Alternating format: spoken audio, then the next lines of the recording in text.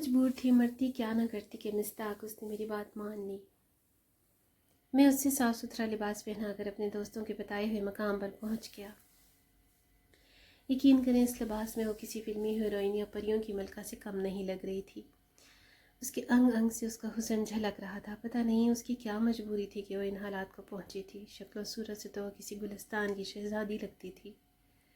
وہاں پہنچ کر جب اس نے میرے باقی 4-5 ساتھیوں کو دیکھا تو وہ حیران رہ گئی۔ میں نے اسے کہا کہ اگر تمہیں بچے کے لیے روٹی چاہیے تو پھر تمہیں ہماری خواہش کو پورا کرنا ہوگا، کیونکہ وہ اس وقت کمرے میں پہنچ چکی تھی اور ہم سب لوگ بھی اپنا ارادہ بنا چکے تھے کہ اس کے پاس اب ہماری بات ماننے کی سوا کوئی چارہ نہیں تھا۔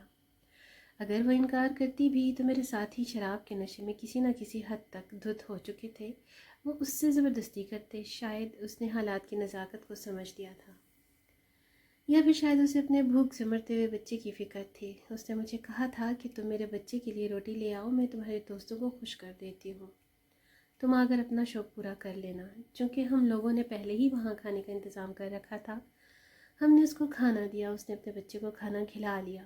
اس کے بچے نے پیٹ بھر کر کھانا کھا لیا تو وہ بھی کچھ ہوش میں آ گیا۔ ہم نے اس کے بچے کو لے جا کر دوسرے کمرے میں سلا دیا اور اس کے بعد اس خاتون کے جسم پر اپنی ہوس مٹانے لگے۔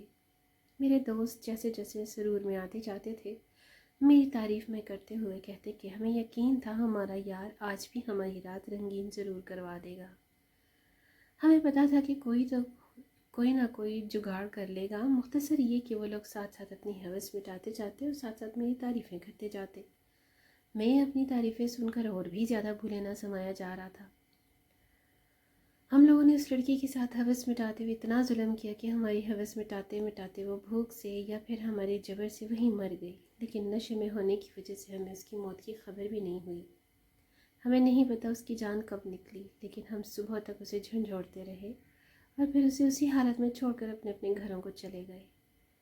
جب ہمارا نشہ اترا تو تب ہمیں ہمارے گزرے ہوئے وقت کا خیال آیا، ہمیں اس لڑکی کا خیال آیا۔ میں نے اپنے باقی دوستوں سے رابطہ کیا تو انہوں نے کہا کہ وہ فلان دوست کے ڈیرے پہ تھی، وہ اس کا انتظام کر لے گا۔ یقین کریں اس کے باوجود کہ ہم نے اتنا بڑا گناہ کیا تھا، ہمارے دل میں کسی قسم کی کوئی ندامت نہیں تھی۔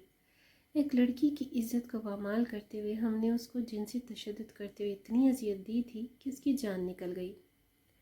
اس کی مردہ لاش کسی کے ڈیرے پر پڑی تھی اور ہم لوگ نشے میں دھت اس کو برہنہ حالت میں چھوڑ کر وہاں سے اپنے گھروں میں آ گئے تھے۔ جب کہ ہمارے کچھ حواس بحال ہوئے تو ہم لوگوں نے سوچا کہ کہیں ہمارے خلاف کسی قسم کی کوئی قانونی چارہ جوئی نہ ہو جائے۔ ہم سب لوگ مل کر دوبارہ اس ڈیرے پر گئے۔ تب تک میرے دوست نے اس لڑکی کو اس کے کپڑے پہنا لیے تھے اور اسے نہر میں پھینکنے کی تیاری کر رہا تھا۔ ہم نے بھی وہاں پہنچ کر اس کا ساتھ دیا اور لڑکی کو اٹھا کر نہر پر لے جا کر نہر میں پھینک دیا۔ نہر کا پانی اسے بہا کر پتہ نہیں کہاں لے گیا۔ اس کے بچے کو ہم نے اپنے ذاتی تعلقات کو استعمال کرتے ہوئے، اپنی شناخت کو خفیہ رکھتے ہوئے ایک ادارے کے حوالے کر دیا۔ یوں بظاہر ہمارے گناہوں پر پردہ پڑ گیا، لیکن اس گناہ کے بعد ہم سب کی لگامیں کھینچ لی گئی۔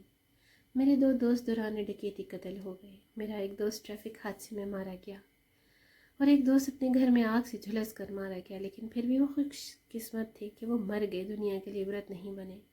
گو کہ انہوں نے موت سے پہلے بہت تکلیف دیکھی، کسی کو اس کی اولاد نے اذیت دی، کسی کی بیوی نے اس کی آنکھوں کے سامنے غیر مرد کو اپنے بستر پر سلایا اور کسی کو اس کے بھائیوں نے تکلیف دی۔ یعنی ہم سب لوگ اپنے کے ہاتھوں ضرور ذلیل ہوئے۔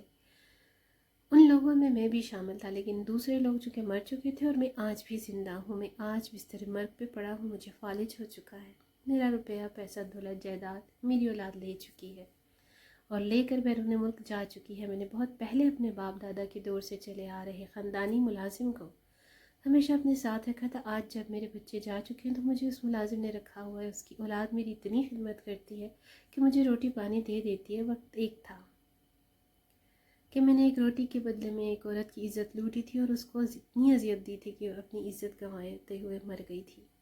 اور آج میں ہوں کہ اپنی مرضی سے پانی تک نہیں پی سکتا۔ مجھے بھوک لگی ہو، پیاس لگی ہو، میں کسی کو یہ نہیں بتا سکتا کہ مجھے بھوک لگی ہے یا پیاس لگی ہے۔ میری شدید خواہش ہے کہ کاش میں نے اپنی ساری دولت اس مانگنے والی مجبور خاتون کو دے دی ہوتی اور اس کی عزت نہ لوٹی ہوتی، مگر افسوس کہ آج میری جیب میں ایک پیسہ تک نہیں ہے کہ میں اسے اللہ تعالیٰ کی راہ میں خرچ کر سکوں۔ پتہ نہیں میری ایسی کون سی نیکی تھی یا اچھائی تھی کہ مجھے میرے ملازم نے اپنے پاس رکھا ہے؟ گو کہ میرا وہ ملازم خود فوت ہو چکا ہے، مگر اس کے باوجود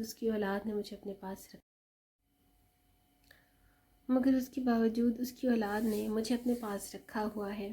اور شاید وہ لوگ میرے اس مکروہ عمل کے بارے میں جانتے ہیں، کیونکہ اکثر جب کبھی وہ میرا ذکر کرتے ہیں تو یہ ضرور کہتے ہیں کہ یہ مکافات عمل دیکھ رہا ہے اور اس کو دنیا میں عبرت کا نشان بننے کے بعد ہی موت ملے گی۔